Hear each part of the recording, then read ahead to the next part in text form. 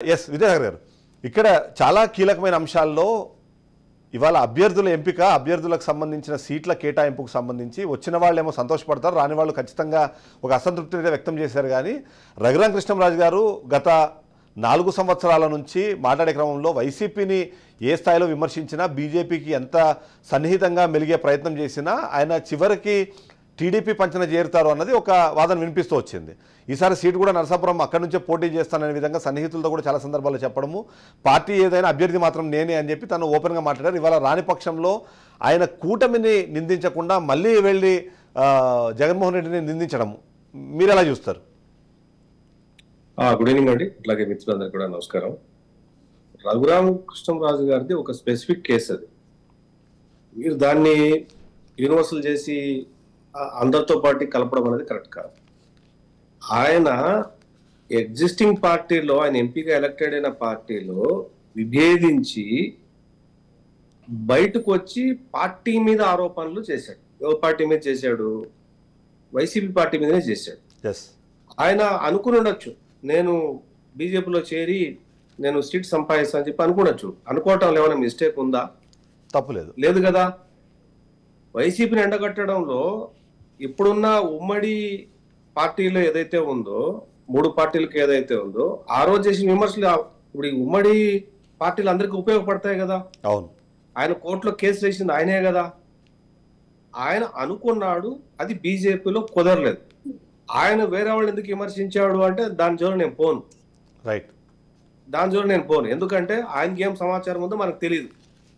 తెలియనప్పుడు ఆ తెలియని అంశాల మీద ఆయన విమర్శిస్తే నేను దాన్ని పట్టుకొని నేనేదో మాట్లాడాలంటే మాట్లాడలేను.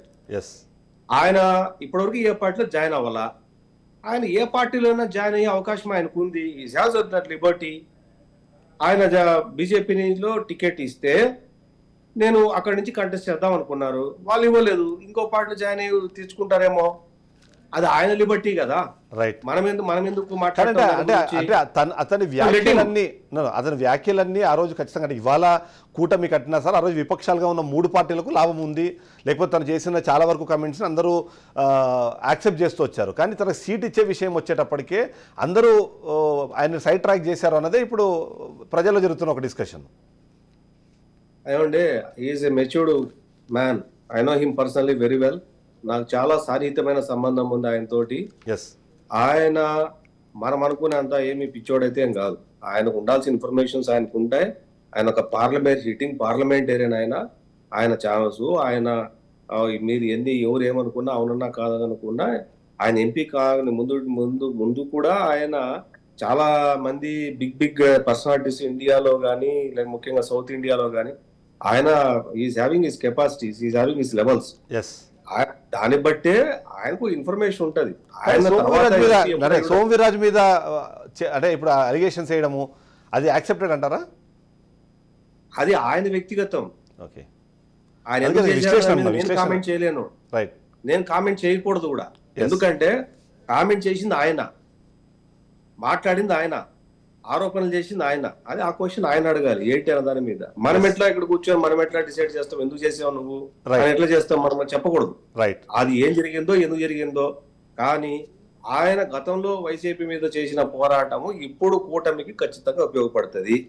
సీటు ఆయన ఎక్కడ తీసుకొచ్చుకుంటాడన్నది, ఎవరి మీద విమర్శలు చేస్తాడన్నది అది అప్రస్తుతం అని నేను అనుకుంటా. ఆయన ఎక్కడ తీసుకొచ్చుకోవచ్చు, ఆయన అసలు కంటెస్ట్ చేయకపోవచ్చు, లేదా రేపొద్దున ఆయన రాజ్యసభకి వెళ్ళొచ్చు.